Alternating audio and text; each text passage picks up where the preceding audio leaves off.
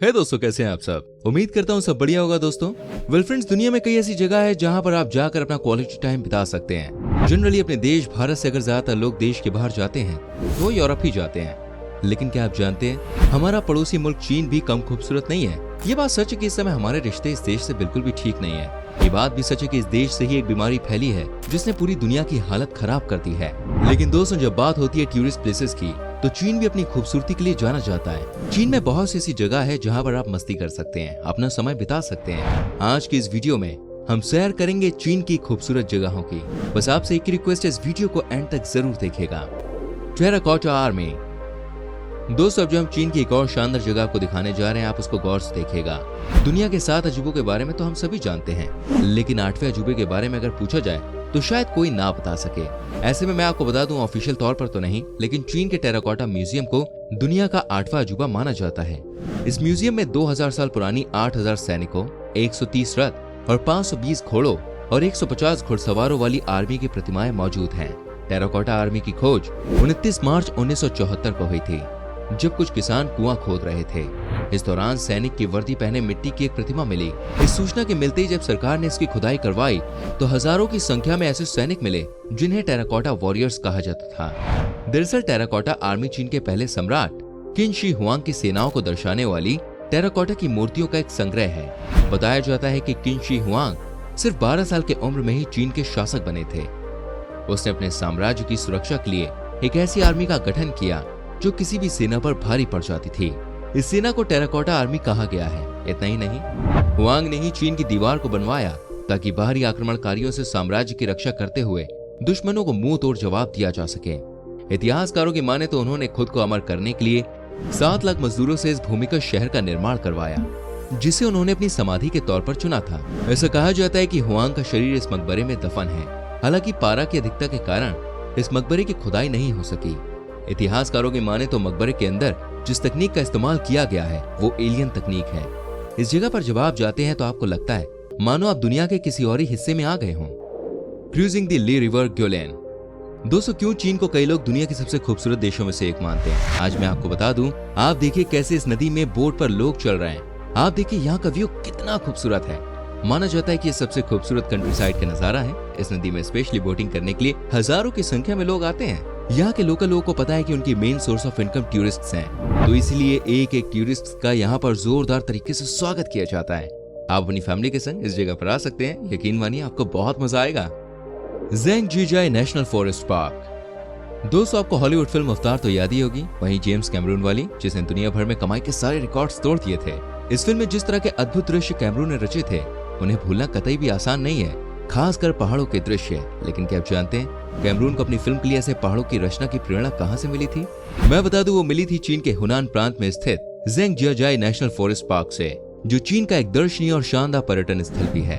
आपको बता दूं, यहाँ के पहाड़ का नजारा एकदम अलग लेवल का है। यहाँ पर आने के बाद आपको अंदाजा हो जाता है कि वाकई में दुनिया की कुछ जगह कितनी खूबसूरत है। यहाँ आने के लिए और समय बिताने के लिए आपको थोड़ा हिम्मत से काम लेना होगा, क्योंकि यहाँ के पहाड़ इतनी ऊंचाई पर हैं कि आप इसे देख के घबरा सकते हैं। कहते हैं कि यहाँ से जब कोई नीचे देखता है तो उसे पता चलता है कि हमारे नेचर ने हमें क्या दिया है, ये प्रकृति कितनी खूबसूरत है। यही तो खासियत है इस जगह की।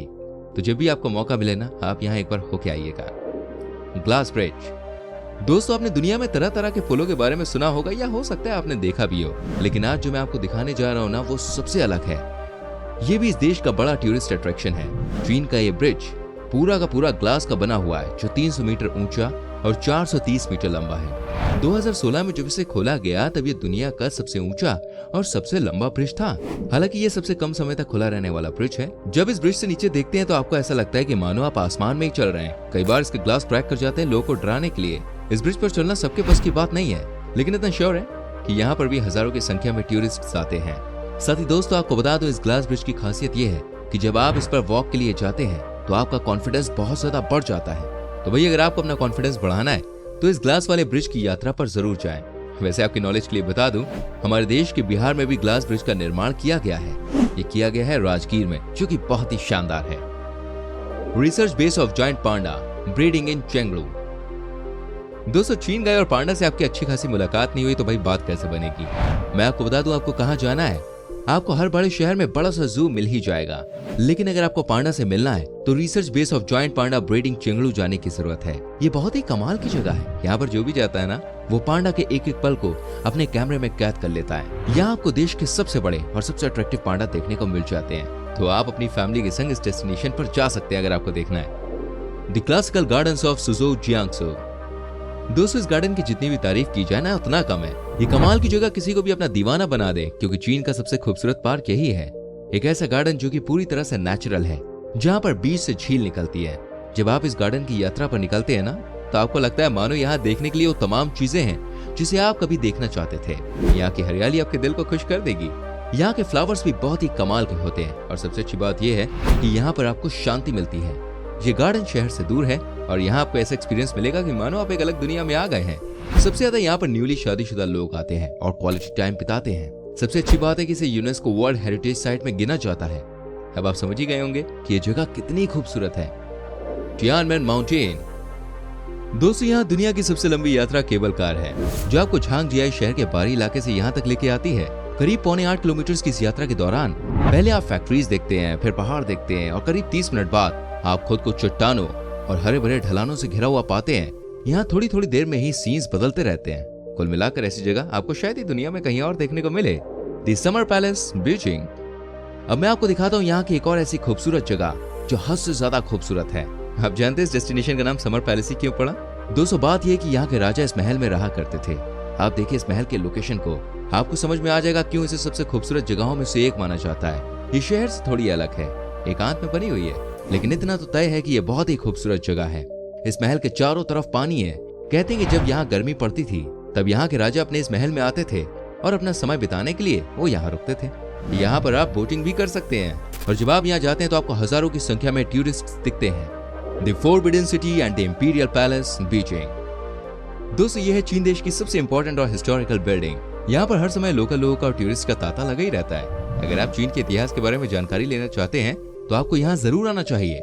सबसे अच्छी बात यह है कि इस जगह को देखने के बाद आपको लगेगा वाकई में यहाँ पर सब कुछ कितना खुला खुला है। यहाँ का गार्डन भी बहुत ही अट्रैक्टिव है, और तरह तरह के फूल हैं जो आपका मन मोह लेंगे।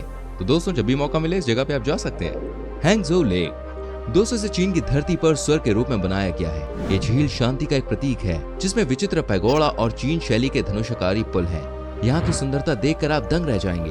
भारी संख्या में देश विदेश के लोग हैंगझोउ लेक को देखने के लिए आते हैं। आप इस लेक में बोटिंग का भी मजा ले सकते हैं। आपको यहाँ पर बोटिंग करने में बहुत मजा आएगा, क्योंकि यहाँ का मौसम बहुत ही अच्छा होता है। साथ ही आपको बता दूं, यहाँ पर बोटिंग करने के समय आपको खाने की बहुत ही अच्छी अच्छी चीजें मिल जाती हैं। Yellow mountain.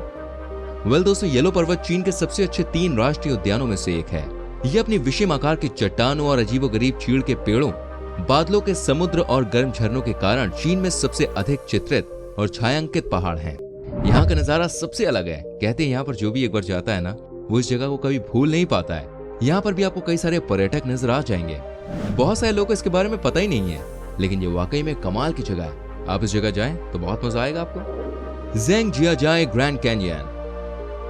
ज़ेंगजियाजाई नेशनल पार्क में बना ये ब्रिज भी ग्लास का बना है। इसको देखकर कोई भी चकित रह जाएगा।